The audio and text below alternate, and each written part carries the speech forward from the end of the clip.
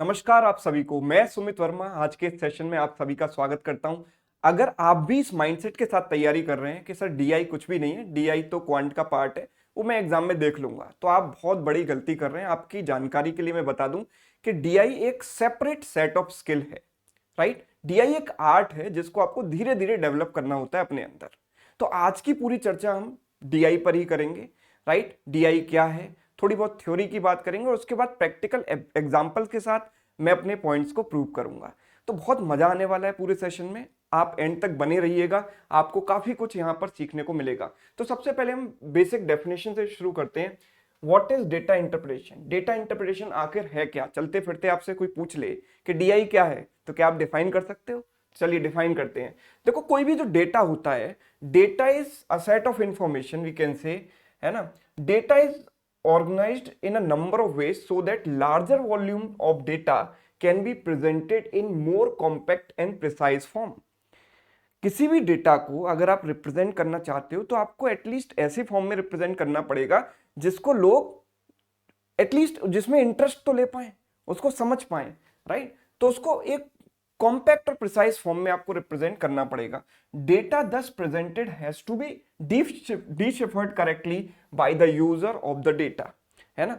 अब सपोज कीजिए कि आपने किसी भी क्रिकेट प्लेयर की परफॉर्मेंस का डेटा, है ना, ईयर बाय ईयर उसकी परफॉर्मेंस क्या है, उसको आपने एक बार ग्राफ पर रिप्रेजेंट कर दिया।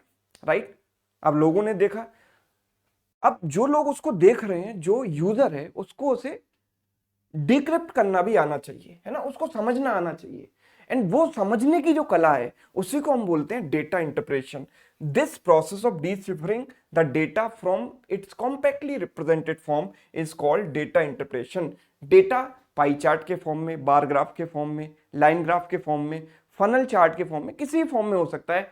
उसको डिक्रिप्ट करना, डिसिफर करने की जो आर्ट होती है, जो कला होती है, उसको हम बोलते हैं डेटा इंटरप्रिटेशन।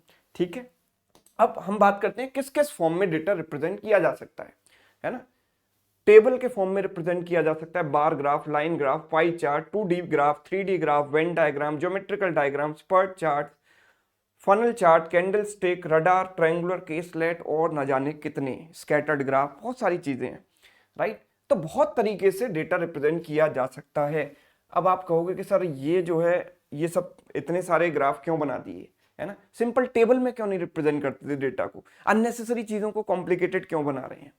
राइट, तो देखो, पहली बात, देखो यहां पर दो चीजें हैं। पहली चीज तो ये कि जैसे जैसे एग्जाम जो है साल दर साल आगे बढ़ते गए, शुरुआत में जो डीआई वगैरह पूछे जाते थे वो उतने ज्यादा कॉम्प्लेक्स नहीं होते थे, वही दो तीन तरीके से ग्राफ होते थे। एक टेबल ग्राफ हुआ करता था, बार graph, line graph, pie chart, उन्हीं पर बेस्ड सवाल आते थे। लेकिन जैसे जैसे चीजें आगे बढ़ी, एग्जामिनर का भी और लोगों का भी इंटरेस्ट डीआई में डेवलप होने लगा। उन्हें धीरे धीरे समझ आने लगा कि ये एक ऐसी बेहतरीन चीज है जिसमें बहुत ज्यादा एक्सप्लोर किया जा सकता है। तो वो जो सवाल है उनका जो लेवल है वो धीरे धीरे बढ़ने लगा। राइट, उन्होंने बहुत ज्यादा उसमें रिसर्च डेवलपमेंट, मतलब अलग अलग तरह के सवाल डेवलप करना शुरू किया। और अब जो डीआई आता है, बहुत सारे एग्जाम्स में बहुत टफ डीआई भी पूछा जाता है। राइट, तो एक चीज तो ये, और दूसरी चीज ये कि हर ग्राफ का कोई ना कोई पर्पस होता है। अगर आपको कोई सिंपल डेटा रिप्रेजेंट करना है ना, सपोज कीजिए कि एक क्लास में 5 स्टूडेंट्स हैं, ए बी सी डी, है ना, फर्स्ट सेमेस्टर में, सेकंड सेमेस्टर में, थर्ड सेमेस्टर में और फोर्थ सेमेस्टर में इनके मार्क्स क्या आए, तो इनको आप टेबल में ही रिप्रेजेंट कर पाओगे, है ना। क्योंकि आप अगर इसको बार ग्राफ में बनाओगे तो आपको ए के लिए अलग, बी के लिए अलग, सी के लिए अलग, डी के लिए अलग और ई के लिए अलग बार बनाने पड़ेंगे। राइट, तो हमें ये डिसाइड करना होता है कि ये जो डेटा है ये किस बारे में है ना, किस चीज को रिप्रेजेंट कर रहा है, और उसी के अकॉर्डिंग हम ग्राफ का फॉर्मेट डिसाइड करते हैं। इनफैक्ट आप नहीं डिसाइड करते, ये तो एग्जामिनर डिसाइड करता है। राइट, जो बनाता है। बार ग्राफ की बात करें तो जैसे कि आपको कुछ चीजों का कंपैरिजन करना है। लेट सपोज कि मैं बहुत सिंपल सा एग्जांपल दे रहा हूं, बहुत कॉम्प्लेक्स एग्जांपल तुम ले भी नहीं रहे। मैं कह रहा हूं कि ए के मार्क्स कितने आए, बी के मार्क्स कितने आए, फाइनल एग्जाम में सी के और डी के कितने आए, है ना। हमें चार चीजों को कंपेयर करना है। तो मैंने कहा कि सर ए के मार्क्स इतने हैं, बी के मार्क्स इतने हैं, सी के मार्क्स इतने हैं और डी के मार्क्स इतने हैं, है ना। मुझे नहीं पता वैल्यू क्या है, मैंने सिंपल आपके सामने एक बार ग्राफ बना दिया। तो क्या आप बता सकते हो कि यहां पर हाईएस्ट मार्क्स किसके हैं? तो आपको वैल्यू पता करने की जरूरत नहीं है, अगर टेबल होती तो आपको वैल्यू रिक्वायर्ड होती है। आप कहते हैं कि सर वैल्यू क्या है, वैल्यू तो बताओ तभी तो बताऊंगा किसके हाईएस्ट है। लेकिन यहां पर आप सिर्फ बार की लेंथ को देखकर आइडिया लगा सकते हो कि किसके मार्क्स हाईएस्ट है, राइट। सिमिलरली अगर मैं लाइन ग्राफ की बात करूं तो जैसे over the period of time कोई चेंज हमें दिखाना होता है, राइट। किसी कंपनी की सेल 1999 में क्या थी, 2000 में क्या हुई, 2001 में क्या थी, 2002 में क्या है ना। टाइम टू टाइम उसमें क्या चेंज आया ये मुझे दिखाना है, तो मैं एक लाइन ग्राफ पे इसको रिप्रेजेंट कर रहा हूं सपोज, ठीक है। मैंने कहा इस तरीके से इसका लाइन ग्राफ बना, ठीक, यस, ये लाइन ग्राफ बनाया। तो over the period of time 1999 में ये है, 2000 में ये है, 2001, 2002, this is the data. Now I do not know the data, मुझे डेटा नहीं पता, मुझे केवल ये लाइन दी गई है। तो क्या मैं इससे ये निकाल सकता हूं कि कौन से ईयर में हाईएस्ट परसेंटेज इंक्रीज हुआ, सेल में हाईएस्ट परसेंटेज इंक्रीज किस ईयर से किस ईयर में देखा गया? तो यस, आप निकाल सकते हो। तो देखो जो परसेंटेज चेंज है that depends on the slope of these lines.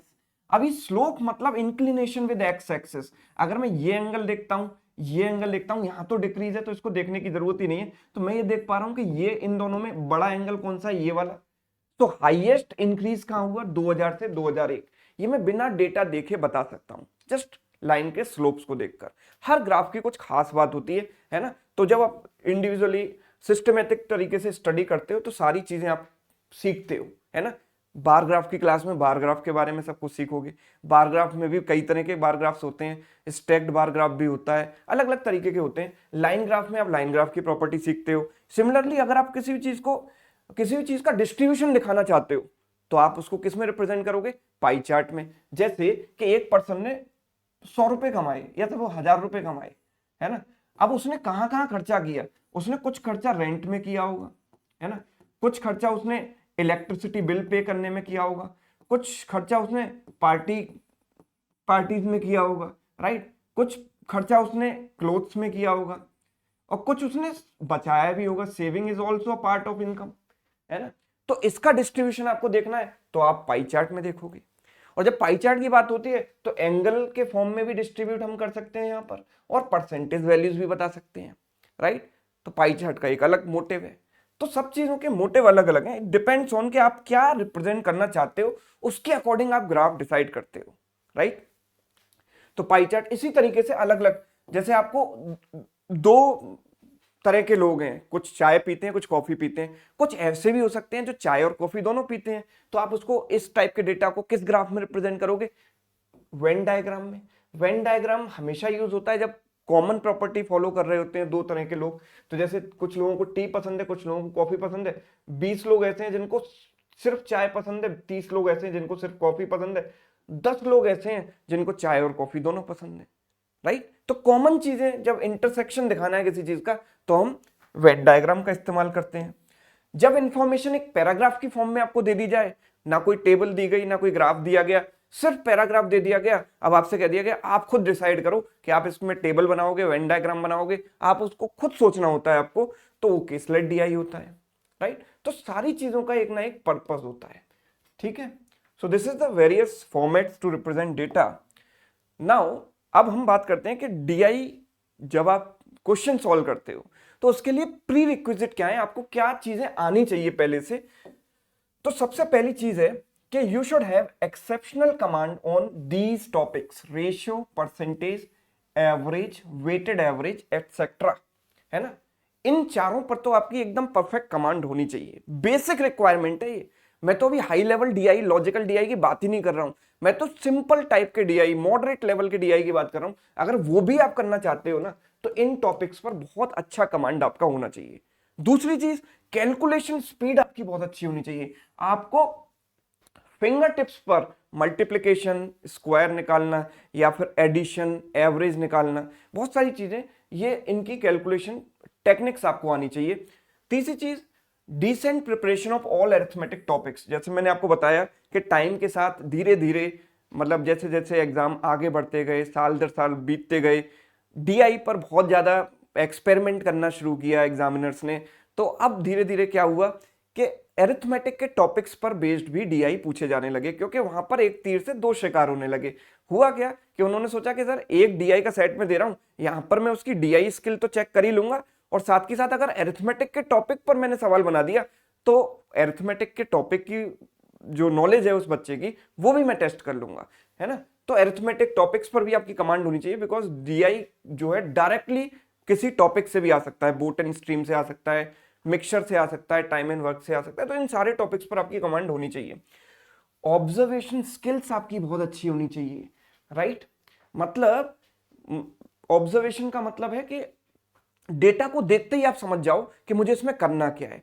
ये नहीं कि सीधे सीधे कैलकुलेशन स्टार्ट कर दिया आपने। ये सारी चीजें मैं प्रूव करूंगा कुछ एग्जांपल के साथ, बहुत सुंदर सुंदर बेहतरीन एग्जांपल हम यहाँ पर देखेंगे, है ना। तो मेरा जो पॉइंट है, ऐसे आपको समझ नहीं आएगा कि सर ऑब्जर्वेशन क्या है, मतलब ऑब्जर्वेशन आप कुछ और समझ रहे हो, मैं कुछ और बता रहा हूं। अभी आप इसका एग्जैक्ट मीनिंग मैं क्या कहना चाह रहा हूं एग्जाम्पल से हम समझेंगे, है ना। Now must know what is the purpose of representing data on a particular graph, है ना। जब भी ग्राफ आपके सामने आए तो सबसे पहले आपको यह पता होना चाहिए कि ये जो ग्राफ है वो किस लिए यूज होता है। लेट सपोज पाई चार्ट का क्वेश्चन आपके सामने आया, तो पाई चार्ट देखते ही आपको आइडिया लग जाना चाहिए कि ये किसी भी चीज का डिस्ट्रीब्यूशन दिखा रहा है, राइट। तो जब आपको यह पता होगा कि ये ग्राफ क्यों यूज होता है, इसका पर्पस क्या होता है, तो आप उसी माइंडसेट के साथ क्वेश्चन को रीड करोगे और उसी माइंडसेट के साथ आप सॉल्व भी करोगे, राइट। सो इन पॉइंट्स का आपको ध्यान रखना है। अब मैं यहां पर कुछ एग्जांपल्स लूंगा, राइट, जिससे आप समझ पाओगे कि जो डीआई की अप्रोच है वो क्वांट पर किस तरीके से डिपेंड करती है, और उसके साथ साथ हमें क्वांट के अलावा और किन किन चीजों का ध्यान रखना पड़ता है, जिसमें मेन चीज है एक ऑब्जर्वेशन, दूसरी चीज है कैलकुलेशन स्पीड वगैरह, ये सारी चीजें आपको आनी चाहिए। तो कुछ एग्जांपल से हम इनको समझते हैं। So now let's look at first example. जैसे कि हमारे पास ये एग्जांपल है, लाइन ग्राफ मुझे दिया गया है ना। लाइन ग्राफ जो ब्लू वाला है, ब्लू वाली लाइन है, ये रिप्रेजेंट कर रही है इनकम ऑफ ए, है ना। वेरियस ईयर्स में उसकी इनकम किस तरीके से बढ़ी घटी आपको दिखाई दे रहा है, घटती जा रही है बेचारे की इनकम। और बी की इनकम हम देखेंगे तो रेड वाली लाइन से रिप्रेजेंट की गई है, ये लगातार बढ़ती जा रही है, एक बार घटी भी है, राइट, एक बार डिक्रीज भी हुई है ना। मुझसे सवाल क्या पूछा गया है, find the average of income of A from 2018 to 2022। 2018 से 2022 तक ए की इनकम का एवरेज क्या है। तो बड़े ध्यान से मेरी बात को सुनिएगा और समझिएगा। देखो, दो तरह के लोग होते हैं पेपर जो देने जाते हैं, एक तो जो प्रॉपर प्रिपरेशन के साथ जाते हैं, और एक वो जो ऐसे ही चले जाते हैं टाइम पास करने के, हाँ चलो क्वेश्चन मैथ्स ही तो है कर लूंगा, है ना। तो जो ये सोच कर जाते हैं कि मैथ्स ही तो है कर लूंगा, तो वो इसमें क्या करना शुरू कर देते हैं, इनकम ऑफ ए है तो सर ए का ग्राफ है ब्लू वाला, चलो इतना पता है, पहले ये वैल्यू निकालता हूं सर 1200-1300 के बीच में 1250, फिर सर ये वैल्यू निकालता हूं 1000 और 1100 के एकदम मिड में है, तो we can say it is 1050। Now we'll say कि दिस वैल्यू इज 800, ये वाली जो वैल्यू है this is 750, now this value is what 550, है ना। Now we'll add all these value and then divide the total by 5, 5 से हम divide कर देंगे टू गेट द एवरेज। ऐसे ही कर रहे थे ना, आपने भी ऐसे ही सोचा होगा, है ना। और इसमें कोई प्रॉब्लम नहीं है, आप अगर ऐसे सोच रहे हो तो मैं मान सकता हूं, अभी आप सोच सकते हो, क्योंकि अभी आपने शायद डीआई की तैयारी उस तरीके से शुरू नहीं की है जिस तरीके से करनी चाहिए, राइट। जो फ्रेशर स्टूडेंट हैं उनकी बात कर रहे हैं। तो देखो, इसमें आपको करना क्या है, बेसिकली आप इतना सोचो कि जब हम एवरेज की बात कर रहे हैं तो एवरेज जब मुझे निकालना है ए का, तो ए के लिए मुझे केवल ब्लू वाली लाइन देखनी है। सबसे बड़ी चीज है डीआई में, अवॉइड अननेसेसरी डेटा। अब यहां पर मेरे लिए अननेसेसरी डेटा है इनकम ऑफ बी, है ना। मतलब मुझे रेड वाली लाइन को देखना ही नहीं है। आप ये मान लो कि आप कलर ब्लाइंड हो चुके हो, आपको रेड कलर दिखाई नहीं देता, है ना। ये बिल्कुल कंफ्यूजन क्रिएट नहीं करना चाहिए, इसको आपको पूरी तरीके से इग्नोर कर देना है। और अब आप ये देखो कि यहां पर मैं कोई भी एक रेफरेंस वैल्यू मान लेता हूं, कुछ भी जो आपका मन करे, यूजुअली मिडिल में मान लेते हैं कोई वैल्यू। लेट सपोज मैंने 900 वाली लाइन को, है ना, एक रेफरेंस मान लिया, राइट, 900 वाली लाइन को एक रेफरेंस मान लिया।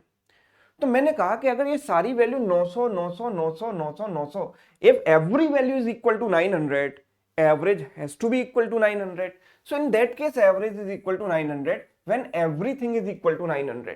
लेकिन ऐसा है तो नहीं ना, ये तो मेरी एक कल्पना है, ये तो मैंने एक हाइपोथेटिकली सोचा है कि सर अगर सारी वैल्यू 900 के बराबर होती तो एवरेज भी 900 हो जाता। लेकिन अभी तो सारी वैल्यू 900 नहीं है, तो कुछ वैल्यू एवरेज से ऊपर होंगी, जो मैंने माना है उससे कुछ ऊपर है, कुछ नीचे है। दैट्स वाई मैंने कहा कि बीच में कोई लाइन मान लो, ताकि कुछ वैल्यू ऊपर हो, कुछ वैल्यू नीचे हो, राइट। अब मैं क्या देख पा रहा हूं कि ये जो वैल्यू है ना, ये जो वैल्यू है, ये वाली वैल्यू या ये वाली वैल्यू देख लो, फर्स्ट वाली 1 2 3 एंड 3.5 ब्लॉक ऊपर है, 3.5 ब्लॉक ऊपर है, प्लस 3.5।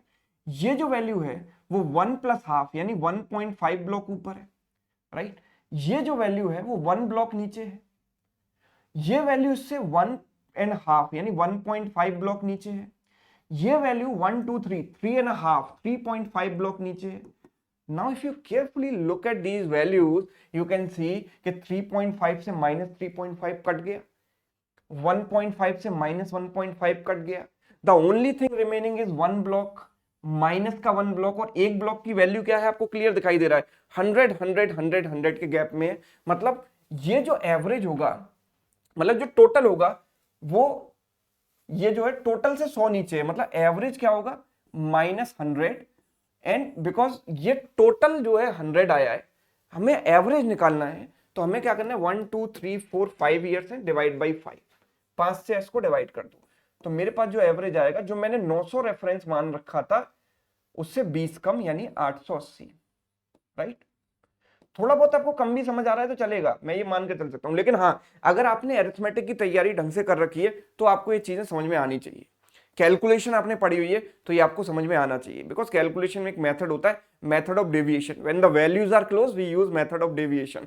लेट सपोज कि आप अगर वैल्यू है 880, ठीक है, 892, 908, 920, 930, अगर मुझे इनका एवरेज निकालना है लेट सपोज, तो मैं क्या करता हूं कि इन सारी वैल्यूज को इक्वल मान लेता हूं। Let's take some middle value, 900 मान लिया मैंने सबको, ठीक है, 900 मान लिया। अब मैं ये देखता हूं कि अगर ये सारी 900 होती तो एवरेज भी 900 हो जाता। फिर मैं ये देखता हूं कि ये एवरेज से 20 कम है, जो वैल्यू मैंने मानी है रेफरेंस वैल्यू से 20 कम है, ये 8 कम है, ये 8 ज्यादा है, ये 20 ज्यादा है और ये 10 ज्यादा है। तो होगा क्या, इन सब का सम मैं निकालूंगा, तो इन सब का सम क्या आ रहा है, -20 + 20 कैंसिल, ये कैंसिल, बचेगा कितना 10। इस 10 को डिस्ट्रीब्यूट कर दूंगा, how many values are there, 5 values, 5 से डिवाइड कर दूंगा, आंसर आ जाएगा 902। ये सब हम सीखते हैं कैलकुलेशन में, राइट, और उसी को हम अप्लाई कर रहे हैं डीआई में। तो क्या गलत कर रहे हैं, कुछ भी गलत नहीं कर रहे, जो हमने सीखा है उसी का यूज करते हुए हम डीआई के क्वेश्चन को फास्ट सॉल्व कर रहे हैं। अगला एग्जांपल देखो, find the difference between average number of TV produced by all the companies together in year 2021 and 2022।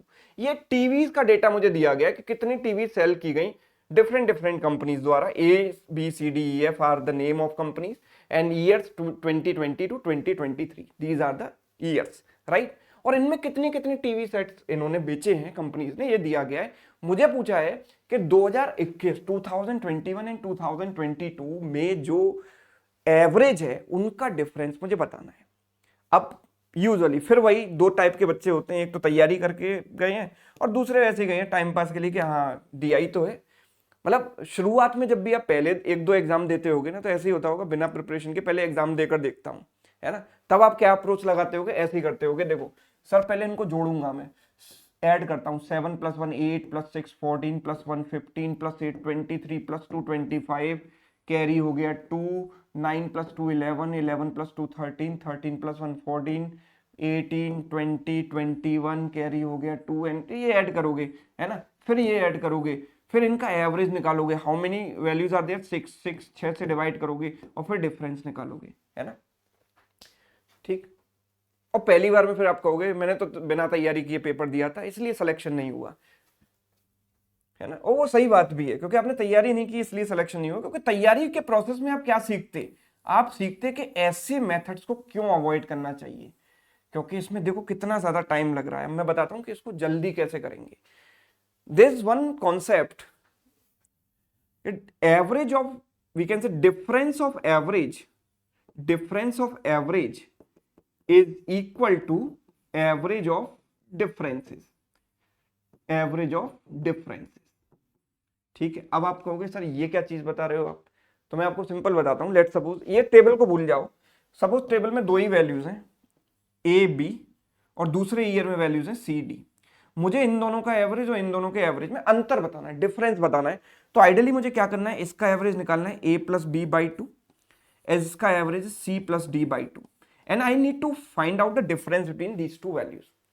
Now can I say कि it is equivalent to what, this is equivalent to, तो नीचे आ गया right, ऊपर a minus सी में ले लूं अलग से और b माइनस डी को अलग ले लूं। कैन आई से this is average of differences, this is what, difference of averages, this is average of differences, both are same things, right? Same concept को मैं यहां पर अप्लाई करता हूं, कर दूं अप्लाई इसको, देखो कैसे सॉल्व होगा सवाल। मैं इन सब का अलग अलग सम नहीं निकालूंगा, मैं इंडिविजुअल डिफरेंसेस निकालूंगा और उनका एवरेज निकाल दूंगा, right, because I know difference of average is equal to average of difference. तो इन दोनों का देखो यूजुअली मतलब मुझे ज्यादातर ये वाली किसी एक पॉइंट को लेकर चलेंगे, या तो लेफ्ट माइनस राइट करेंगे या right minus left, any one convention you have to follow. तो यहां पर मुझे राइट वाली वैल्यू थोड़ी ज्यादा दिखाई दे रही है, तो मैं राइट माइनस लेफ्ट कर देता हूं। तो ये what is the difference here, इसमें से इसको माइनस किया, this is what 10 plus 10, right, plus 10, this minus this is what minus 3, this minus this is what plus 16, this minus this is what minus 10, this minus this is what minus plus 13, this minus this is what minus 10, right? बस, और ये क्या आ गए, ये क्या आ गए, differences आ गए, differences का एवरेज निकाल दो। How many values are there, 6 से डिवाइड कर दो, 10 से माइनस 10 कैंसिल हो गया, 13 माइनस 3 10 होगा, प्लस 10 से माइनस 10 कट जाएगा, बचेगा कितना 16/6 यानी 8/3, 8/3 मतलब 2 टाइम्स, बचेगा कितना 2/3। ये मेरा आंसर हो गया, ऑप्शन ए, डन। कितनी कम कैलकुलेशन के साथ ये सवाल सॉल्व किया जा सकता था, जिसको आप ये सब कर रहे थे, ऐड कर रहे थे, है ना। तो यही चीज है, दिस इज कॉल्ड अप्रोच, है ना, यही चीजें सीखने की होती हैं। बाकी सब कैलकुलेशन वगैरह तो आप बचपन से ही करते आ रहे हो, है ना। डीआई का मतलब सिर्फ कैलकुलेशन होता तो फिर बात ही क्या थी, फिर तो हर कोई कर लेता। अगला देखो जरा, जैसे स्कैटर्ड ग्राफ है, सपोज स्कैटर्ड ग्राफ मतलब एक्स वाई प्लॉट, एक एक्स एक्सिस है वाई एक्सिस है, यहाँ पर दो चीजें दी जाती हैं, एक क्वांटिटी एक्स एक्सिस पर दी जाती है और दूसरी वाई एक्सिस पर रिप्रेजेंट की जाती है। जैसे मैं यहां पर बात कर रहा हूं, टाइम एक्स एक्सिस पर दिया गया है और स्पीड वाई एक्सिस पर दी गई है, राइट। नाउ आई नो कि distance is nothing but speed into time, right, ठीक, distance is nothing but speed into time. Now speed into time मैं करूंगा, ठीक है, जैसे मैं लेट सपोज कोई वैल्यू यहां पर है, भूल जाओ भी इसको, कोई वैल्यू अगर यहां पर है, राइट, ये कोई पर्सन है, कोई let's take some other person E, ठीक है, इसके द्वारा चली गई दूरी मैं निकालना चाहता हूं, I want to find out the distance. तो डिस्टेंस के लिए I look at the time taken by this person, this is what 5, time is 5 for this person, time is what 5 and speed is how much, speed is this Y axis value is 10। So distance is nothing but 5 into 10, speed into time, which is what 50, and 50 is nothing but the area of this block, इसका area ही तो है 50, yes or no? भाई अगर मैं इसको एक rectangle consider करता हूं जिसकी लेंथ है 10 और ब्रेथ है 5, I can say the area is 50 and that is nothing but the distance only, distance ही तो ही। तो बस अब मेरी बात को समझिएगा, सवाल पूछ रहा है find the difference between distance travelled by A and B ने जो दूरी तय की है, जो डिस्टेंस चली है, उनका हमें डिफरेंस बताना है। तो देखो यूजुअली लोग क्या करेंगे, सर आपने एरिया का तो बता दिया, तो मैं इसका एक ही डिस्टेंस निकालूंगा सबसे पहले, 40 × 15, ठीक है, और then I find out the distance travelled by B which is 20 × 25, right, then I look at the difference, है ना। मैं कह रहा हूं आपको ये भी करने की जरूरत नहीं है। देखो ए और बी की जो डिस्टेंसेस हैं, ए और बी ने डिस्टेंस जो ट्रेवल की है, ठीक है, this is A, this is B, A और बी की डिस्टेंसेस का जो डिफरेंस आएगा वो क्या आएगा, मुझे एक पता है कि एक ब्लॉक का एरिया 50 है, यस, एक ब्लॉक का एरिया 50 है, तो मैं कैलकुलेट कर चुका हूं, because this is 5, this is 10, this is 50 and every block has the equal area. So एक ब्लॉक का एरिया 50 है, तो मुझे कोई भी कैलकुलेशन करने की जरूरत नहीं है। देखो ए और बी का if I find out the difference, this part is common, common part तो डिफरेंस से कैंसिल हो गया ना, कॉमन पार्ट कैंसिल हो गया। तो डिफरेंस कहां से आएगा, इससे और इससे। इसके पास है 4 ब्लॉक, इसके पास है 6 ब्लॉक, डिफरेंस है 2 ब्लॉक, एक ब्लॉक 50 का है तो डिफरेंस 100 का है, खत्म। नहीं समझे बात को? देखो अगर ए की डिस्टेंस की बात की जाए तो ये पूरी है इस रेक्टेंगल का एरिया, और बी की डिस्टेंस है इस रेक्टेंगल का area. If I find out the difference between these, तो मैं क्या करूंगा, इस एरिया में से इसको माइनस कर दूंगा, राइट। तो ये माइनस करूंगा, कॉमन पार्ट तो कैंसिल हो जाएगा, बच्चा ये एरिया, इसके एरिया के पास कितने ब्लॉक है, हाउ मेनी ब्लॉक्स, 1 2 3 4 5 6, और इसके पास है सिर्फ 4। So what is the difference, 6 minus 4, 2 blocks. Each block की वैल्यू 50 है तो 2 ब्लॉक्स की वैल्यू 100 हो गई, तो difference between the area is 100।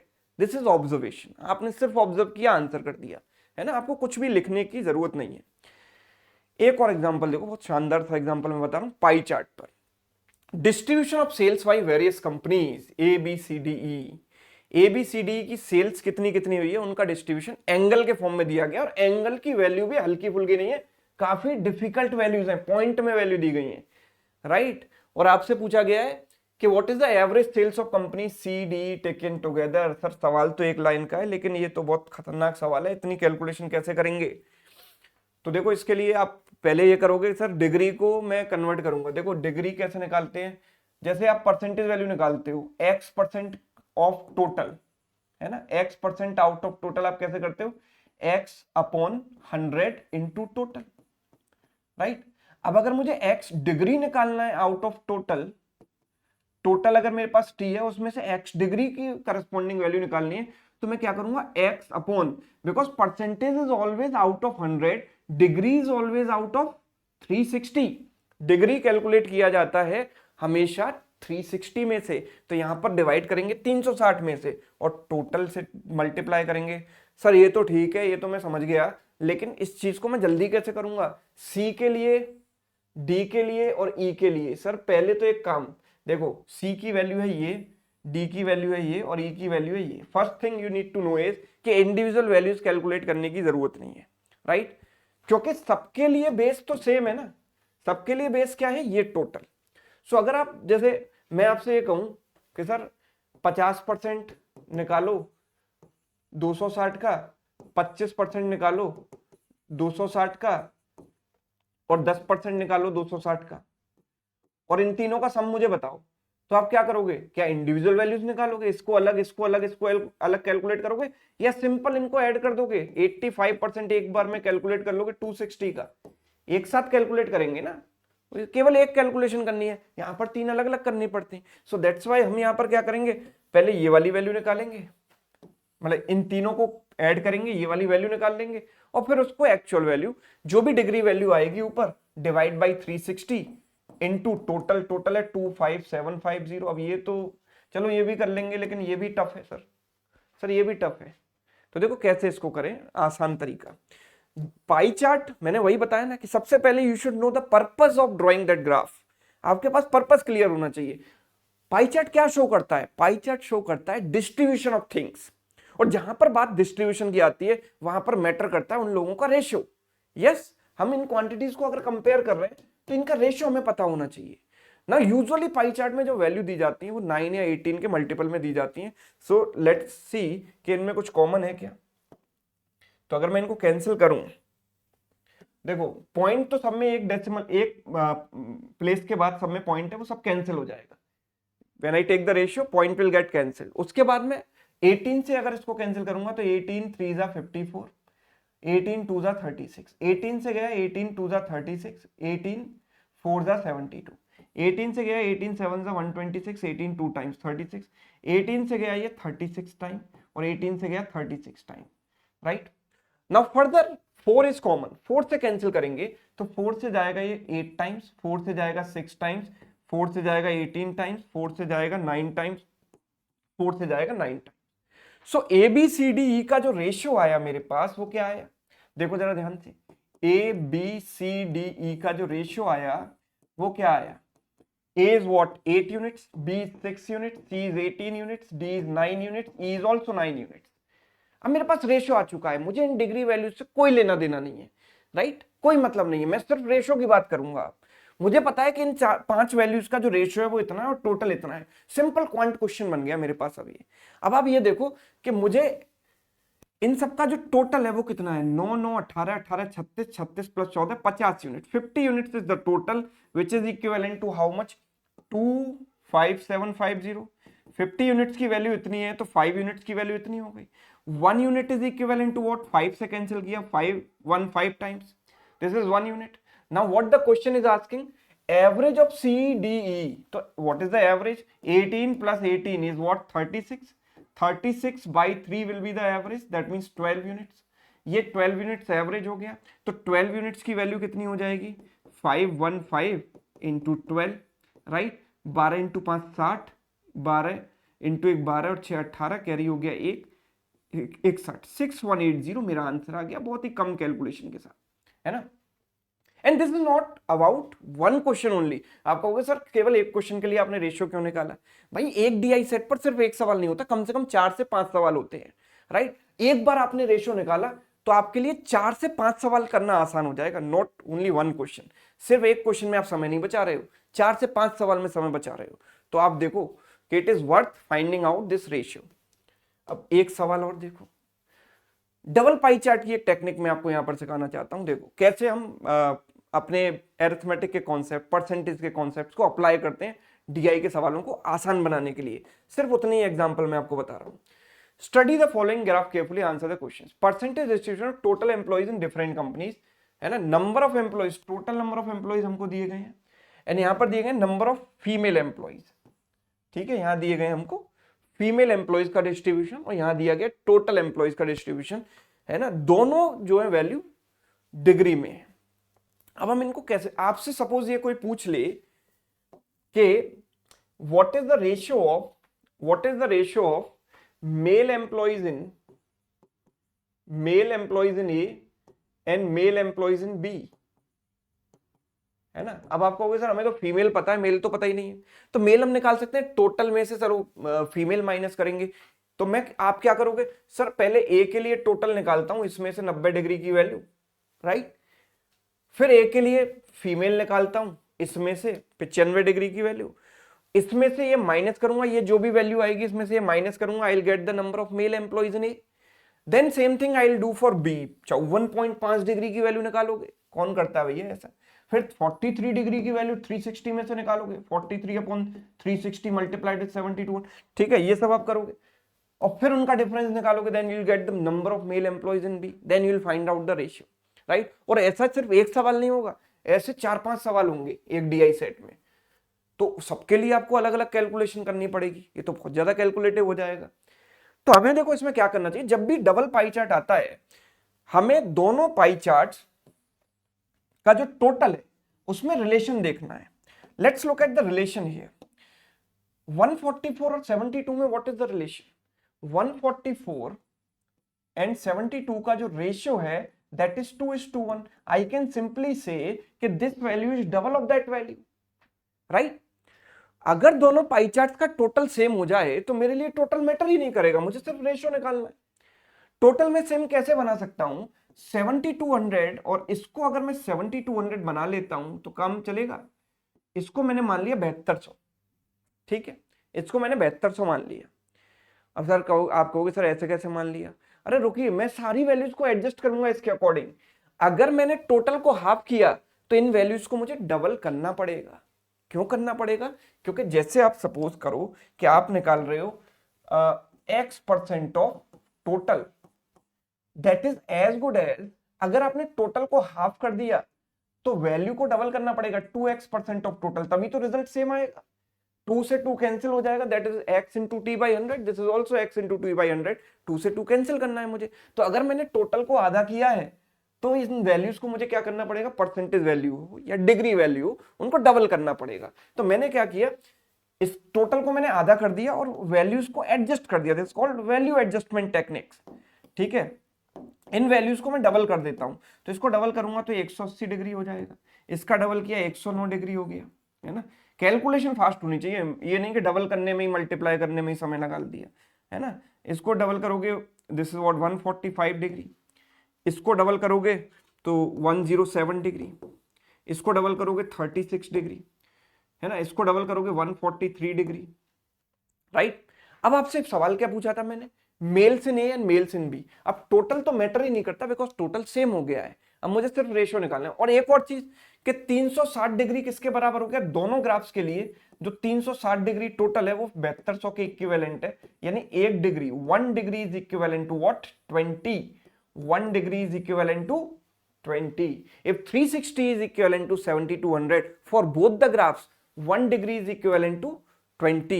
So पहले हम इसकी बात करते हैं, males in A and males in B. So what is number of males in A? What will I do?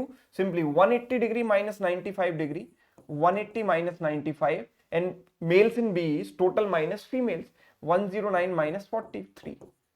So it is how much? 85, and this is how much? 66. This is my answer. खत्म, कुछ नहीं करना है ना, क्योंकि अब total same हो चुका है ना। I will simply find out the ratio of these degrees value only, मुझे टोटल की जरूरत ही नहीं because total is same for both. Now if someone asks what is the actual number of males in company A, तो males in company A would be how much, 180 degree minus 95 degree, 180 degree minus 95 degree, which is what, 180 minus 95 is what, 85 degree, and I know कि 1 degree की जो value है वो 20 के equivalent है। So number of mails कितने हो जाएंगे, 85 degree into 20, that means what, 1700, that is my answer, 1700। Yes और नो, है ना। अब बहुत से लोग काफी स्मार्ट होते हैं, जैसे ये सवाल कराया जाता है सवाल जरूर करते हैं कि सर यहाँ पर तो 2:1 था, कोई और रेशियो होगा तो क्या करेंगे। तो चिंता मत करो, वैसा एग्जाम्पल भी मैंने लिया है ना। जरूरी नहीं है रेशियो 2:1 मिले, कुछ भी रेशियो मिल सकता है। अब जैसे सपोज कीजिए टोटल पॉपुलेशन यहां पर दी गई है वेरियस टाउन्स की ABCD, एंड यहां पर भी दिया गया है ABCD की लिटरेट पॉपुलेशन का distribution. Now if I look at the ratio of total population, 108:72, so the ratio is 108:72, 36 से कैंसिल किया 2 times, 36 3 times, so I can say ratio of their total is what, 3:2। Pi chart के total का ratio 3:2 है। so what will I do, मैं एक काम करता हूं, इसको तो ऐसे ही रहने देता हूं 72,000, मैं इसको भी 72,000 बना लेता हूं। अच्छा, इसको 72,000 बनाने के लिए मुझे क्या करना पड़ेगा, पहले इसका 1/3 करना पड़ेगा, 1/3 विल बी 36,000, और फिर उसका डबल करना पड़ेगा। तो 1/3 करके डबल किया, दैट मीन सिंपली 2/3 किया, so that means I am doing 2/3 of this, right, this becomes 72,000। Now मेरी टेंशन खत्म हो चुकी है, क्यों, क्योंकि मैंने दोनों के टोटल को इक्वल बना लिया। अब सिर्फ एक टेंशन बाकी है, वैल्यू एडजस्टमेंट। तो अगर मैंने, जैसे यहां पर हमने देखा कि मैंने अगर इस वैल्यू को हाफ किया था तो इन वैल्यू को 1/2 किया, सॉरी इसको 1/2 किया तो इसको इंटू 2 कर दिया था, सबको डबल कर दिया। सेम टेक्निक अगर मैं यहां इस्तेमाल करूंगा, तो अगर मैंने इसका 2/3 किया तो इन सबको क्या करूंगा, 3/2 टाइम्स करूंगा, है ना। तो यहां पर मैंने 2/3 किया है तो इसको 3/2 टाइम्स करेंगे। 3/2 टाइम्स आप करोगे तो ये वैल्यू क्या हो जाएगी, देखो 3/2 टाइम्स मेंटली कर सकते हैं। इसका 1/2 किया तो कितना हुआ, 27 इंटू 3 81 डिग्री, इसको हटा दिया। इसका 3/2 टाइम्स करेंगे तो 1/2 करके 3 टाइम्स कर दो, है ना। ये देखो 3/2 टाइम्स करना भी एक कला है। 3/2 करने के लिए मल्टीप्लाई करने की जरूरत नहीं, आप ये सोचो 3/2 टाइम्स मतलब किसी भी वैल्यू का 50% उसमें ऐड कर देना।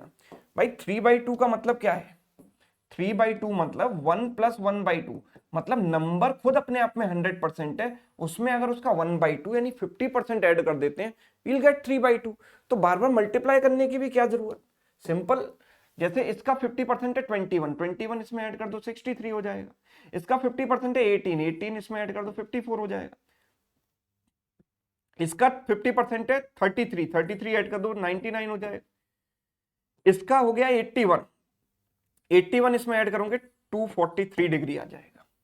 तो we have adjusted the values also. अब सवाल देखिए कैसे रॉकेट की स्पीड से सॉल्व होंगे। जैसे ये सवाल देखो पहला वाला, first question is what is the ratio of literate population of A to the illiterate population of B? Literate population of A.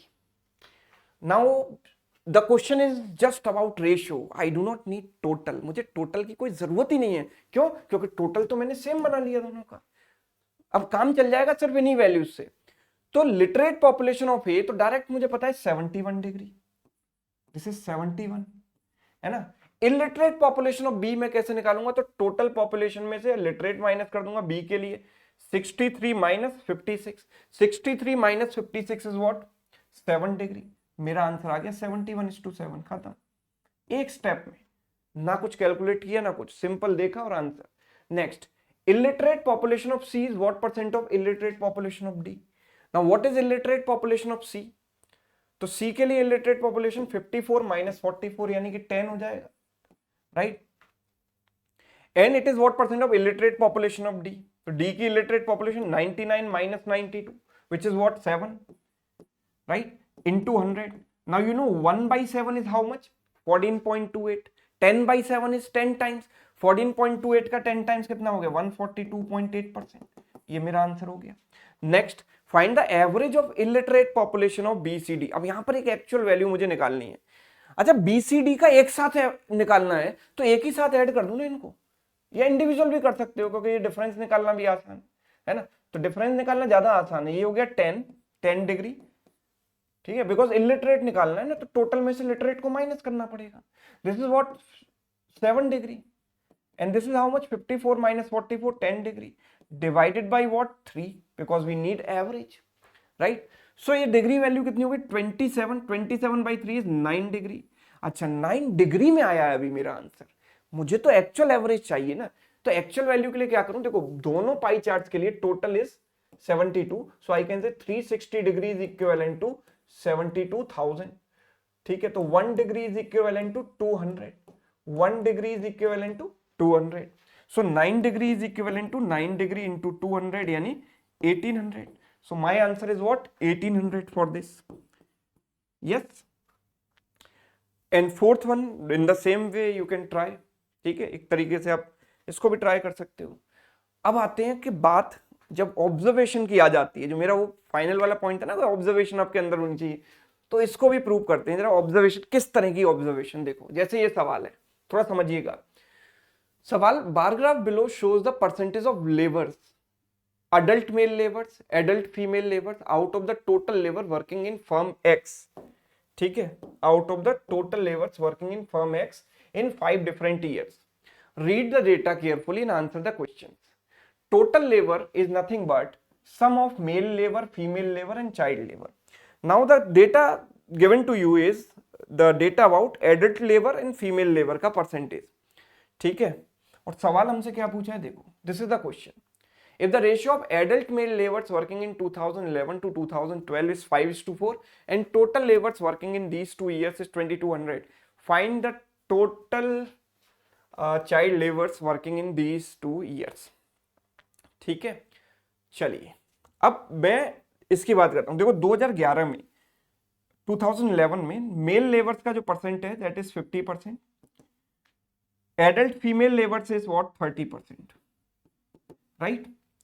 Now in 2012 we can say this is what, see, 0 to 10 tak how many blocks are there, 1 2 3 4 5, so one block is equal to 2, so this is 50 minus 2, 48%, and this is how much, 30 plus 2, 32%, right? यहां पर आकर आप रुक जाओगे, है ना। Video को pause करके एक बार खुद से ट्राई जरूर कीजिएगा क्वेश्चन को। अब सवाल में ये कहा गया है कि total labours working in these 2 years is 2200। Now I do not know कि कितने लेबर इसमें काम करें, कितने इसमें काम करें। मैंने मान लिया कि इसका जो टोटल है वो x है, तो इसका कितना हो जाएगा, 2200 minus x, right. And the question says कि adult male labours working in 2011 to 2012 is 5:4, तो यहां पर एडल्ट लेबर कितना हो जाएगा, 50%, so that is 50% of x, 50% of x। और यहां पर एडल्ट लेबर कितना हो जाएगा, adult male labours, adult male labours यहां पर हो जाएगा 48%, 48% ऑफ 2200 माइनस x। और इसको आप किसके बराबर रखेंगे, you will equate it to 5/4। Now by solving this you will get the value of x, x की वैल्यू आ जाएगी, यानी आपको इसके टोटल पॉपुलेशन और इसकी टोटल पॉपुलेशन मिल जाएगी। और उसके बाद आप चाइल्ड लेबर्स निकालोगे। चाइल्ड लेबर्स कैसे निकालोगे, because total population is always 100%। उसके बाद आपकी आंखें खुलेंगी और आप ये देखोगे कि 50 + 30 तो 80 था, तो चाइल्ड लेबर कितना हो जाएगा, 20%। 48 प्लस 32 इज व्हाट 80, सो 80 हो गया, तो एक चाइल्ड लेबर भी कितना हो गया 20%, तो दोनों में 20%, यानी ये जो वैल्यू आएगी इसका 20% निकालोगे, फिर इसका 20% निकालोगे, दोनों को ऐड कर दोगे, you will gate child labours, है ना। ये प्रोसेस है जिसको 99% of the people will follow in exam, है ना। लेकिन हम क्या कह रहे हैं कि आपको यहां पर एक शब्द भी लिखने की, एक लेटर भी लिखने की जरूरत नहीं है, कुछ नहीं करना, आपको सिर्फ ऑब्जर्व करना है। आपको ऑब्जर्व क्या करना है, ऐसा सर आपने क्या ऑब्जर्व कर लिया कि आपको लिखने की जरूरत नहीं पड़ रही। आपको सिंपल इतना ऑब्जर्व करना था कि ये वैल्यू 50 30 है तो ये 20% होगी, ये वैल्यू 48 32 है तो टोटल 80 हो गया तो ये 20% होगी, मतलब चाइल्ड लेबर का परसेंटेज दोनों में सेम है। सो दैट मीन्स कि यहाँ की टोटल पॉपुलेशन चाहे जो हो, यहाँ की टोटल पॉपुलेशन चाहे जो भी हो, निकालना तो हमें 20% है, यानी 20% of X plus 20% of Y, 20% of Y, right. So can I take 20% common, अगर मैं 20% कॉमन लूंगा तो अंदर बचेगा x प्लस वाई, जो कि मुझे पता है x प्लस वाई की वैल्यू, मतलब इन दोनों की टोटल पॉपुलेशन तो मुझे पता है ना 2200, तो मुझे क्या करना था 20% ऑफ 2200 यानी 440, इसका 10% है 220, तो 20% इसका डबल हो गया 440, यस और नो। तो मुझे कुछ भी नहीं करना था, मुझे इस 2200 का 20% निकालना था, दैट्स इट, मेरा आंसर 440 आ जाता, राइट। और कुछ भी करने की यहां पर जरूरत नहीं थी। So everything is about observation. अगर आपने पहले ऑब्जर्व कर लिया होता कि दोनों में चाइल्ड का जो परसेंटेज है वो सेम है, तो आपको कुछ भी करने की जरूरत नहीं थी। जो फर्स्ट कंडीशन है वो बेकार है, वो कुछ भी मतलब की नहीं है। आगे देखिए, एक और एग्जांपल लेते हैं। सवाल एक बार, अब कुछ आपकी अप्रोच मुझे लगता है थोड़ी थोड़ी डेवलप होने लग गई है, इतनी देर से हम पढ़ रहे हैं, तो वीडियो को पॉज करके एक बार सवाल खुद से ट्राई जरूर कीजिएगा, ठीक है।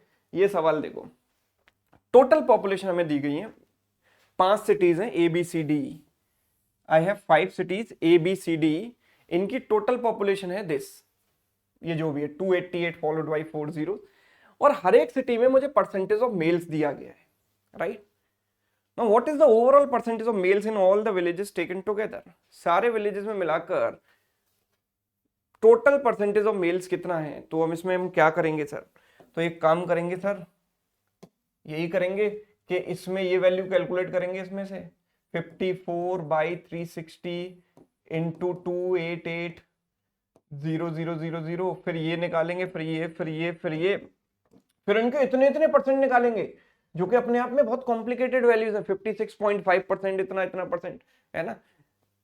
पूरा दिन निकल जाएगा, पेपर भी ओवर हो जाएगा, वहीं एग्जाम हॉल में बैठे रहोगे, एक सवाल सॉल्व नहीं हो पाएगा, राइट, अगर आप इस तरीके से करेंगे तो हमें सर करना क्या है यहाँ पर। सबसे पहले तो मैंने आपको बताया कि इनका रेशियो मैटर करता है, because pie chart is all about distribution, distribution मतलब रेशियो। तो आप रेशियो अगर इजीली निकाल पा रहे हो तो पहले रेशियो निकाल लो। एबीसीडी का जो रेशियो है, एबीसीडी की टोटल पॉपुलेशन का जो रेशियो है वो क्या है, देखो जरा ध्यान से।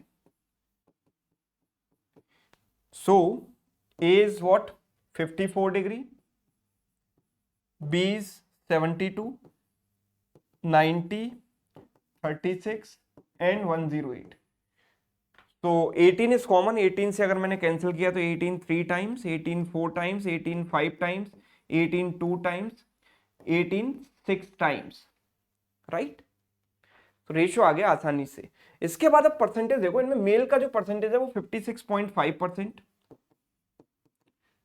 59.5%, 60.5%, 62.5%, then 46.5%, done. These are the percentage values. अब इसके बाद आप क्या लगा सकते हो यहाँ पर, you can apply weighted average, n1 a1 plus n2 a2 plus n3 a3। मैं ये थोड़ा ज्यूम करके चल रहा हूँ कि थोड़ा बहुत आपने बेसिक क्वांट पढ़ा है, तो you should know weighted average क्या होता है। कि ओवरऑल जब भी हम निकालते हैं तो वेटेड एवरेज का इस्तेमाल करते हैं। क्या करेंगे, 3 into this plus 4 into this plus 5 into this, this into this plus this, और divided by n1 plus n2 plus इन सबके सम से डिवाइड कर देंगे, you get the overall percentage of males. अब सर ठीक है, आपने इतना बता दिया, इतनी हेल्प कर दी, इतना कर दिया, तो ये तो हम कर ही लेंगे, लेकिन सर ये भी थोड़ा सा मुश्किल लग रहा है, ये कैलकुलेशन भी टफ है, बिकॉज ये वैल्यूज इतनी आसान नहीं है ना। तो देखो इसको भी और आसान कराया जा सकता है, if you have the knowledge of deviation method in weighted average. Average और वेटेड एवरेज में अगर आपको डेविएशन मेथड की नॉलेज है तो you can further simplify this, एक स्टेप में आप सॉल्व कर सकते हो। You can take any value as reference value, किसी भी एक वैल्यू को रेफरेंस ले लेते हैं। लेट सपोज मैंने 56.5 को रेफरेंस ले लिया, तो 56.5 प्लस समथिंग। अब आप ये देखिए कि ये वैल्यू तो 56.5 है, तो जीरो डेविएशन है, ये इसके बराबर ही है, तो नेट डिस्टेंस इज जीरो। ये वैल्यू से हाउ मच मोर, ये वैल्यू से 3 ज्यादा है, तो 3 लेंगे हम यहाँ पर। ये इससे 3 ज्यादा है, ये इससे कितना ज्यादा है, आप ये देखो, ये इससे 4 ज्यादा है, ये इससे 6 ज्यादा है, और ये इससे कितना कम है, ये इससे 10 कम है, 10 कम है ना इससे, राइट। तो हम इनकी जगह ये वाली वैल्यू यूज करेंगे, 3 इंटू 4, ठीक है, या इनफैक्ट डायरेक्ट कर दूं, 3 into 4 is 12, 5 into 4 20, 6 into 2 18, and minus 10 into 6 is minus 60, divide by what, इन सबका सम, 3 और 4 7 और 5 12, 12 और 8 20, 20। सो this is how much, this is 30 plus 20 50, 50 minus 60 is what, minus 10, minus 10 by 20 is minus 0.5, right। एक बार मैं फिर से रिपीट कर रहा हूं पूरा प्रोसेस। सबसे पहले मैंने इनका रेशियो लिया 3:4:5:2:6, 18 से कैंसिल किया। उसके बाद मैंने ये परसेंटेज मेल्स यहाँ पर रखे 56.5, 59.5, 60.5, 62.5, 46.5। Now I take a reference value, मैंने यहाँ पर वैल्यू ली 56.5। 56.5 अगर मैंने रेफरेंस मानकर चला तो 56.5 प्लस समथिंग मेरा आंसर होगा। इसका डेविएशन कितना है, 0, 56.5 के बराबर है। ये 56.5 से कितना एक्स्ट्रा है, 3 एक्स्ट्रा है। ये 56.5 से 4 एक्स्ट्रा है। ये 56.5 से 6 एक्स्ट्रा है। ये 56.5 से 10 कम है, राइट। फिर हमने इनको मल्टीप्लाई किया, this is what, 3 into 0 0, 4 into 3 12, 5 into 4 20, 2 into 6, okay, ये मैंने गलत कर दिया, 12, this should be 12, 2 into 6 is 12, and this is minus 60. Now let's look at the sum of these values. 24 plus 20 is what, 44, 44 minus, ये हो गया 44 minus 60 is what, minus 16, minus 16 upon 20, यानी minus 8 by 10, यानी minus 0.8। तो मेरा जो answer होगा वो 56.5 minus 0.8 होगा, दैट मीन्स 55.7। ये मेरा आंसर होगा, ऑप्शन सी, ठीक है। Now to apply this you should have the knowledge of weighted average, और उसके अंदर भी डेविएशन मेथड की नॉलेज आपको होनी चाहिए। So that's why I say कि डीआई के क्वेश्चन को आप जल्दी करना चाहते हो तो अरिथमेटिक पर बहुत अच्छी कमांड होना जरूरी है। अगला देखो, इसी तरीके का है, जैसे यहां पर पूछा है what is the ratio of number of females in village B and D. अच्छा, अब यहाँ पर रेशियो तो जो परसेंटेज वैल्यू तो मेल्स की दी गई है, रेशियो पूछा है फीमेल्स का, तो इसमें कुछ भी नहीं करना आपको। बी और डी की बात हो रही है तो मैं सिर्फ बी और डी, मुझे इससे तो मतलब ही नहीं है, कोई इससे कोई लेना देना नहीं है, मैं सिर्फ बी और डी की बात करूंगा। इसको देखो, B is 72 degree and D is what, 36 degree. So total का रेशियो क्या है, 2:1, टोटल है 2:1। और परसेंटेज वैल्यूज की बात करें तो फीमेल्स बी में कितना होगा, 59.5% मेल्स हैं, so females will be 100 minus 59.5 which is what, 40.5%। Yes, females हो जाएंगे 40.5%। And if I talk about D, 62.5 100 में से माइनस करेंगे 37.5% फीमेल्स आ जाएंगे। तो फीमेल्स का जो रेशियो हुआ वो 40.5% और ये हो गया 37.5% फीमेल परसेंटेज। तो हम क्या करेंगे, टोटल का इससे, बिकॉज टोटल में से कैलकुलेट होता है ना, total into 40.5 and this is 1 into 37.5, तो ये कितना हो गया, 81 इज टू 37.5। और आसान बनाने के लिए दोनों में 2 से मल्टीप्लाई करो, 2 से मल्टीप्लाई करते हैं तो 0.5 खत्म हो जाता है, इसका डबल 75, इसका डबल 162, ठीक है। 3 से काट दो 5 बार, 3 से गया 4 बार, 3 से गया 25 बार, ठीक है, या इनफैक्ट हाँ ठीक है, 3 से गया 25 बार, 54:25 आंसर आ रहा है, ऑप्शन ए। Done, yes.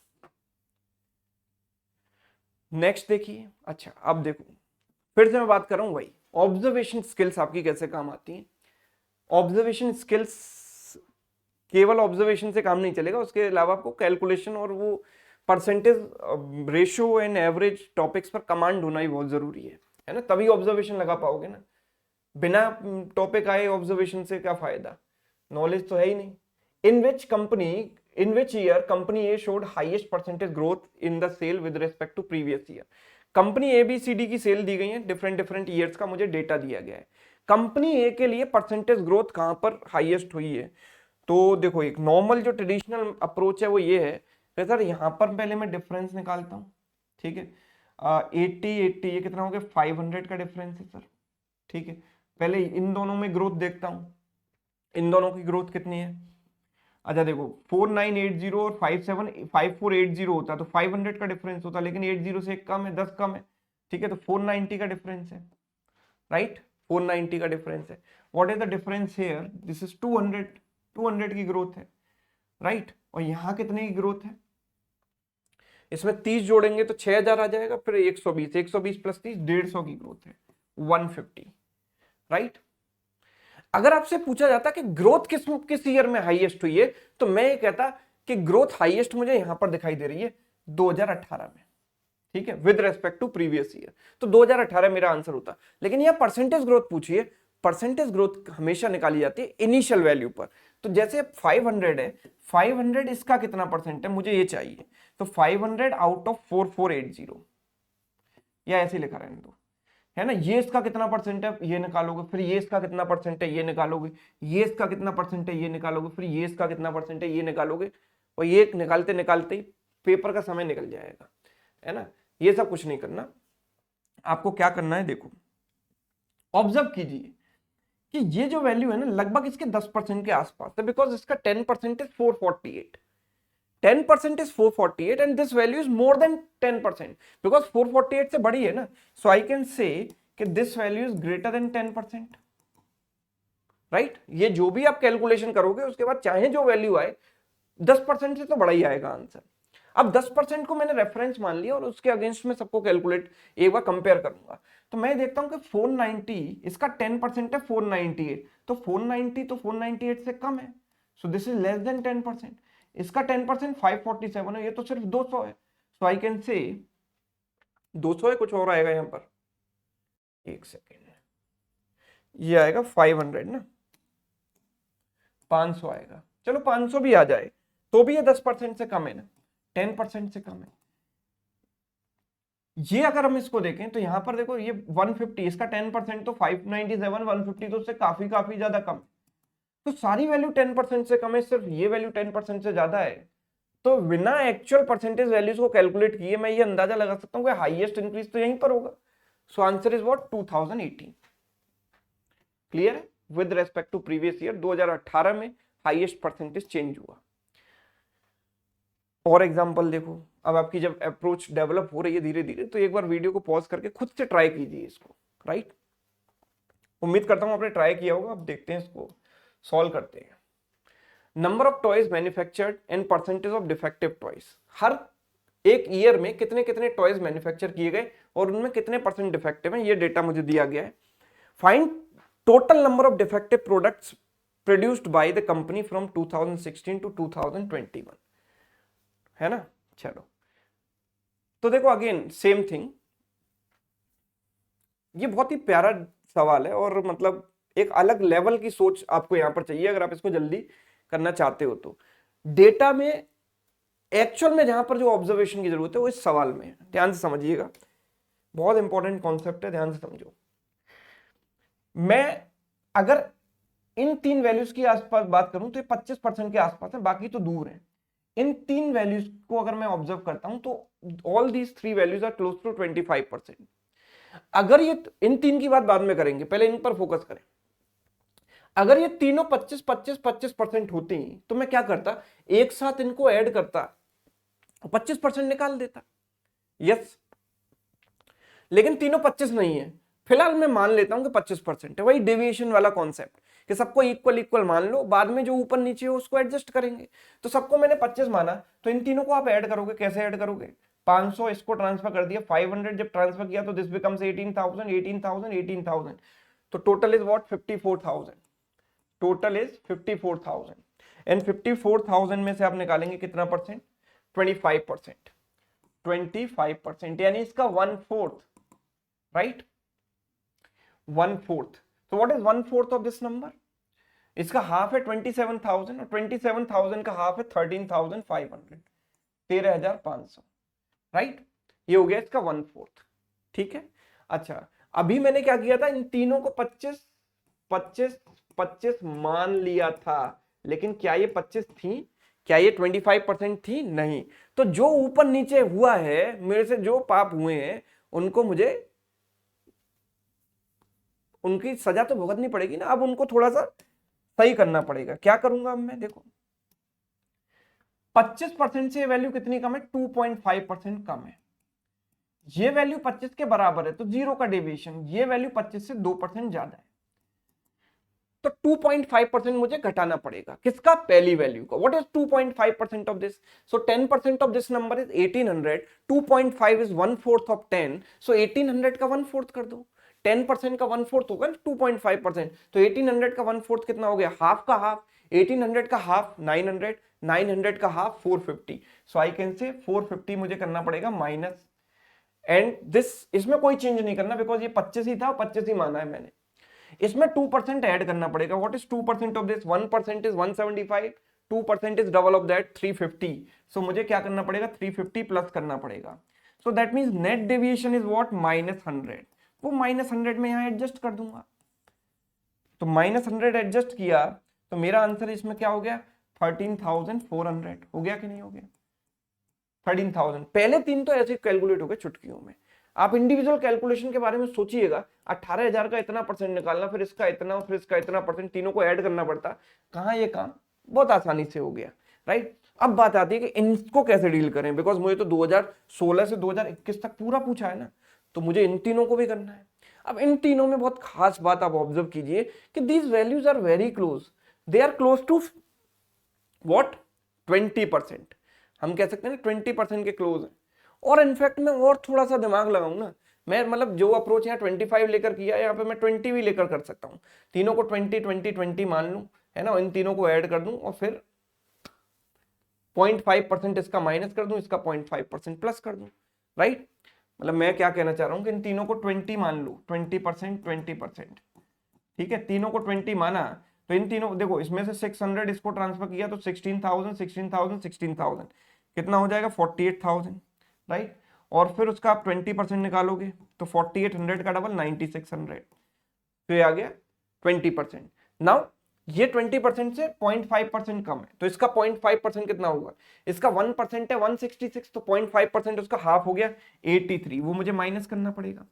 ये 20 के बराबर है, इसमें कुछ नहीं करना। ये 20 से 0.5 ज्यादा है, तो इसका 0.5% कितना हो जाएगा? 154 का हाफ। 154 का हाफ यानी कि 77। ये 77 मुझे क्या करना पड़ेगा? प्लस करना पड़ेगा। सो इन दोनों का जो डिफरेंस आ गया वो -6 आ गया, राइट। वो -6 में यहां से एडजस्ट कर दूंगा तो कितना आ जाएगा? 9594। तो 9594 ये हो गया और ये हो गया 13,400, 13,400 9594। इन दोनों को आप ऐड कर दो तो आंसर आ रहा है आपका 22994, 22994। That means option A is correct, है ना। अब आखिरी तीन वाली कैलकुलेशन आप ऐसे भी कर सकते थे, मैं आपको बताता हूं क्या। आपको इतना भी करने की जरूरत नहीं थी, राइट। ये तो आपने एग्जैक्ट निकाला, थोड़ा बहुत हल्का फुल्का अप्रोक्सीमेशन लेंगे तो भी काम चल जाएगा, क्योंकि ऑप्शन बहुत ज्यादा नजदीक नहीं है। आप ऐसे सोचो कि अगर मैं इन तीनों को 20-20% मान लूं, सपोज करो कि मैं इसको 16,600 की जगह 16,000 लिख देता हूं, इसको भी 16,000 लिखा रहने देता हूं और इसको भी 16,000 लिख देता हूं। इसमें इसमें मैंने 600 इंक्रीज कर दिया, इसका जो 600 है वो मैंने इसको दे दिया, ठीक है। एंड इस वैल्यू को मैंने 20 माना, इसको भी 20 माना, इसको भी 20 माना, है ना। तो मैं क्या करूंगा, इन तीनों का 48,000 का 20% डायरेक्ट निकाल दूंगा, विच इज व्हाट? 9600 आएगा। और इससे मेरे आंसर पर बहुत ज्यादा इंपैक्ट नहीं आने वाला। क्यों? क्योंकि आप ये समझो कि मैंने इसमें 0.5% बढ़ाया है, ठीक है, तो इसमें 0.5% कम भी तो किया है, तो ये चीजें जो है कॉम्पेंसेट हो गई। क्यों? क्योंकि ये जो वैल्यू थी वो बहुत पास पास थी। भाई इसका 0.5% और इसका 0.5% लगभग आसपास ही होगा, तो अगर मैंने इसमें 0.5% बढ़ाया तो इसमें 0.5% कम भी तो कर दिया। यस, तो मैंने यहां पर जो भी गलती की थी, गलती क्या मतलब जानबूझकर जो गलती की थी, वो यहां पर उसकी भरपाई हो गई, कॉम्पेंसेट हो गई। और क्यों कंपेंसेट हो गई? Because these two values are close. अगर ये वैल्यूज दूर दूर होती तो मैं ऐसा नहीं कर सकता था, मेरे आंसर पर बहुत ज्यादा इंपैक्ट आ जाता। लेकिन क्योंकि ये वैल्यूज बहुत पास पास है तो इसका 0.5% बढ़ा सकता हूं, इसका 0.5% घटा सकता हूं, कोई फर्क नहीं पड़ेगा। 9600 के आसपास ही मेरा आएगा। तो मैं कहूंगा कि मेरा आंसर 13400 तो पहली 3 वैल्यूज का सम है, और इन 3 वैल्यूज का सम हो गया 9600। So if I add these values, I'll get 23,000. Now which option is close to 23,000? There is only one option which is very close to 23,000, option A. Done? So I could have done this also. And the last one, we'll take last example. आप देखिए जरा इसको, एक बार video pause करके खुद से try जरूर कीजिए।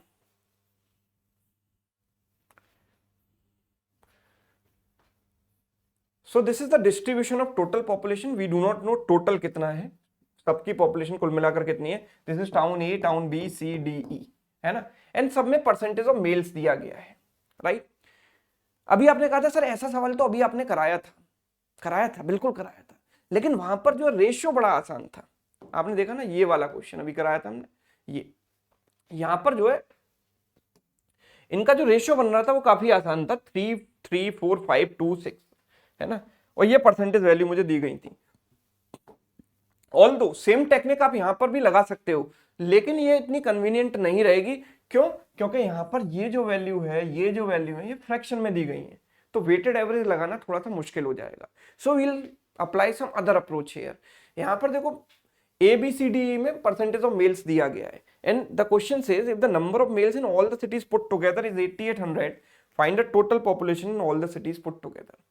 मेल्स की पॉपुलेशन टोटल दी गई है हमें, तो टोटल पॉपुलेशन मतलब मेल प्लस फीमेल मिलाकर सब कुछ टोटल पॉपुलेशन सारे सिटीज की कितनी होगी ये मुझे बताना है। तो देखो इसके लिए हम क्या करें, आप जरा ध्यान से देखो कि वैल्यू कितनी बढ़िया तरीके से सेट करता है examiner. This is 25%, and if total population is 25%, मैंने एक बेस वैल्यू को रेफरेंस मान लिया यहां पर x, total population is x, ये वैल्यू x में से 25% है, एंड ये 25% जब आप x का निकालोगे उसमें से 44% निकालोगे। नाउ यू ऑलवेज नो कि a% of b is always equal to b% of a। So 44% of 25 निकालो या 25% ऑफ 44 निकालो, बात तो एक ही है। 25% मींस 1/4, तो 1/4 of 44 is what? 11%। Can I say that? Yes.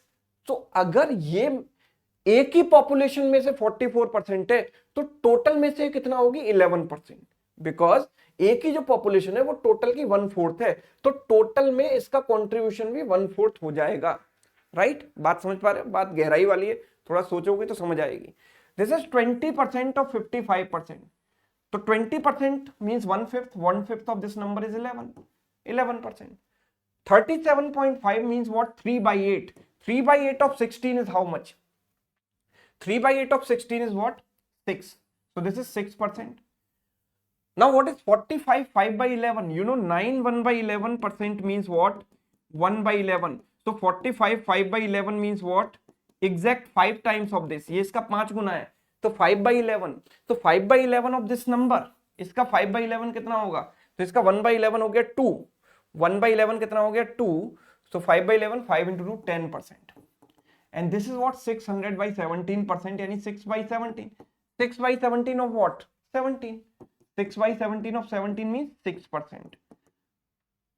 बस। तो मैंने ये कंट्रीब्यूशन निकाले टोटल में से, तो टोटल में से इन सबकी मेल पॉपुलेशन का कंट्रीब्यूशन कितना है? इन सबका सम।